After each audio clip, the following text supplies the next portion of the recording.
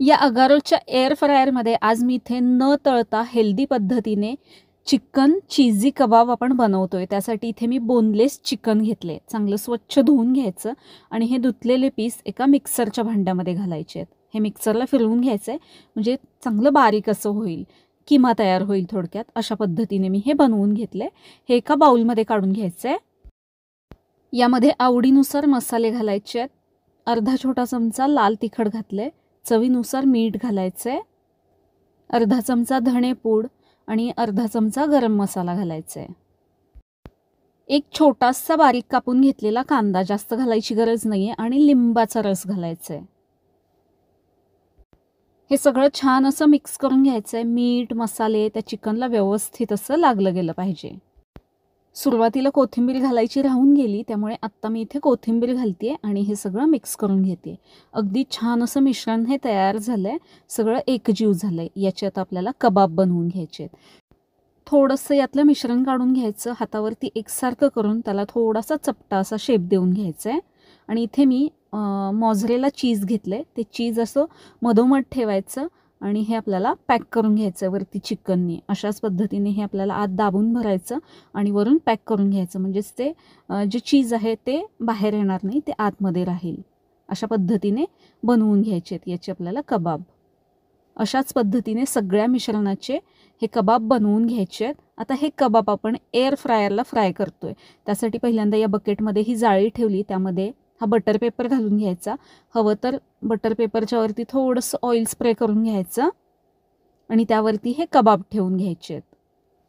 कबाबवरती देखील मी थोडंसं oil spray करून घेते, किंवा ब्रशने तुम्ही त्याला थोडंसं तेल लावलं तरी चालेल, तुमच्याकडे जर असा स्प्रे नसेल तर। आणि हे लावून घ्यायचं।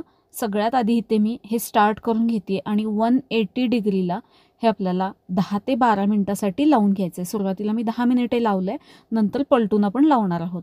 10 मिनिटे झाल्यानंतर हे काढून घ्यायचं। मस्त सुंदर असं वरच्या बाजूने हे व्यवस्थित असं शिजलं।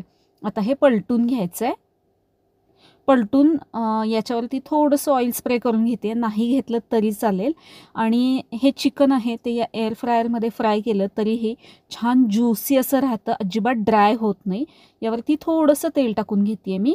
न तळता मस्त असं हेल्दी पद्धतीने आपण हे चीझी चिकन कबाब बनवू शकतो।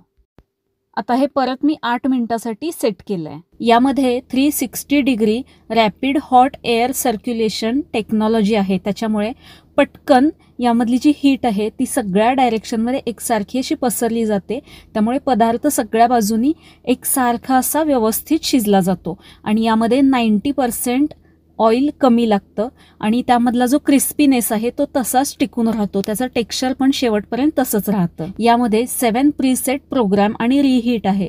यामध्ये French fries, chicken leg, shrimp, cake, stick, fish, ribs असे हे ऑप्शन आहेत। एका बाजूला टेम्परेचर तुम्ही कमी जास्ती करू शकता, प्लस मायनसचं साईन आहे, आणि एका बाजूला टायमिंग कमी जास्ती करू शकता। हे आता आपण ओपन करून बघूया। मस्त असे चीझी चिकन कबाब आपले तयार आहेत। थोडंसं चीज यामधून बाहेर आलंय, अप्रतिम चवीला होतात, हेल्दी झालेले आहेत। तुम्ही पण अशा पद्धतीने एअर फ्रायरमध्ये हे कबाब बनवू शकता। याचे पूर्ण डिटेल्स तुम्हाला डिस्क्रिप्शनमध्ये मिळतील। कसे वाटले हे चीझी चिकन कबाब मला कमेंट करून सांगा। काम झालं की छान स्वच्छ कोरड्या कापडाने हे पुसून घ्यायचं आणि हवं तेव्हा तुम्ही हे वापरू शकता। धन्यवाद।